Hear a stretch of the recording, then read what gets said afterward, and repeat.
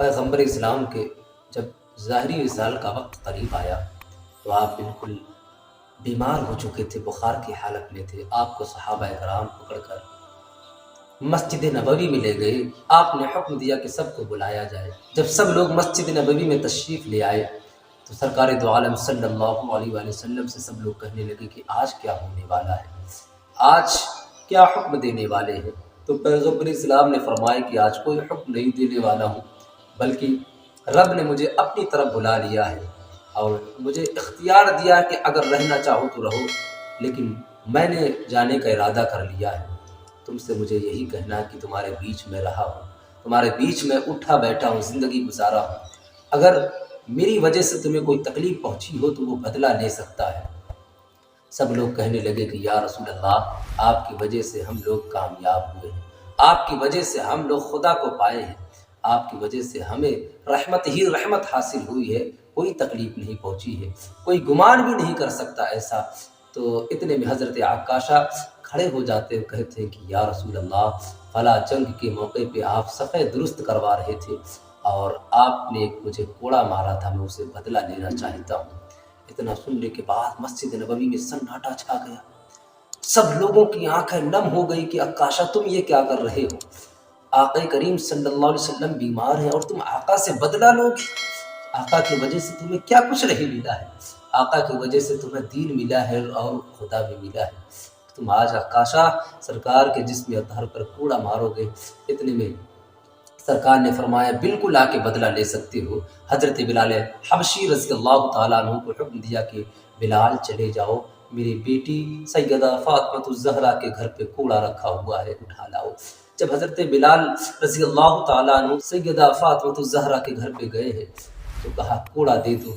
तो हज़रत फ़ातिमा ने पूछा कि कोई जंग पे भी नहीं जाना है, सरकार ने कूड़ा क्यों मंगवाया है। तो हज़रत बिलाल ने पूरा वाक़या बताया। इतने में हज़रत सैयदा फ़ातिमा ज़हरा ने अपने दोनों बेटों को, नन्हे नन्हे शहजादों को बाहर निकाल दिया, जन्नती फूलों को बाहर निकाला। कहा यह हसन हुसैन है, इन्हें ले जाओ, अक्काशा से कह देना कि इन्हें कूड़ा मार ले, पैगम्बर इस्लाम को कूड़ा मत मारे। और सैयदा फ़ातिमा ज़हरा ने आगे से ये भी कहा कि मैंने अपने बच्चों को पैदा ही किया है कि मुस्तफ़ा पे कुर्बान होते रहे। हज़रत बिलाल हबशी रज़ी अल्लाह तआला अन्हु जब मस्जिद नबवी में पहुँचे हैं, सरकार ने जब अपने नवासों को देखा है तो कहा कि मैं जानता हूँ कि मेरी बेटी फ़ातिमा ने क्या करके भेजा है, उन्हें बैठा दो।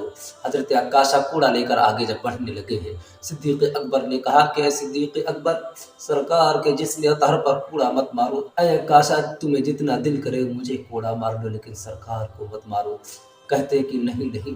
हज़रत उमर फ़ारूक आज़म ने कहा कि अक्काशा, तुम्हें जितना दिल करे दिल खोल कर मुझे कोड़ा मार लो। हज़रत उस्मान गनी आगे बढ़ रहे हैं, हज़रत अली आगे बढ़ रहे हैं, कह रहे कि जितना दिल करे मुझे मार लो, लेकिन मेरे सरकार को मत मारो। लेकिन अक्काशा ने कहा नहीं, मैं सरकार को ही मारूंगा।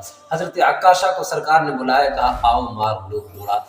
हज़रत अक्काशा जब आगे बढ़े हैं तो कहते हैं कि या रसूल अल्लाह, जिस वक़्त आपने मुझे कोड़ा मारा था उस वक़्त मैं नंगा था, आप अपना मुबारक कुर्ता उतारे। जब सरकार ने अपना मुबारक कुर्ता उतारा है तो सहाबा कराम की आंखें नम हो गई, रोने लगे, सबकी आंखों से आंसू निकलने लगे कि आखिर ये क्या कर रहे हैं अक्काशा। जब सरकार ने अपने जिस्म अतहर से कुर्ता मुबारक को उतारा है तो हज़रत अक्काशा ने कूड़े को दूर फेंक कर सरकार के जिस्म अतहर से निपट गए और महर नबूवत को चूमने लगे।